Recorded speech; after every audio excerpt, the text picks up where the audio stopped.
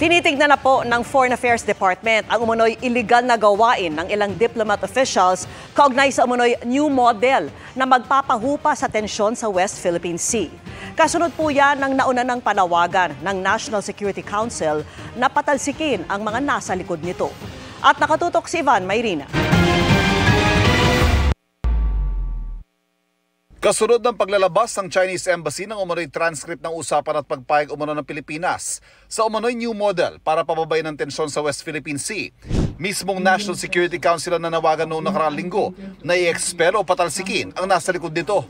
Dahil yan sa paglabag umano sa anti-wiretapping law ng Pilipinas at Vienna Convention on Diplomatic Relations. Ngayon, sabi ng Department of Foreign Affairs o DFA, tinitignan na nila ang umunoy illegal na gawain ng ilang diplomatic officials. Dagdag nito, gagawa ito ng mga kailangang hakbang alinsunod sa mga batas at regulasyon ng Pilipinas. Sabi pa ng DFA, binibigyan man sila ng kalayaan tuparin ng kanilang mga diplomatic duties.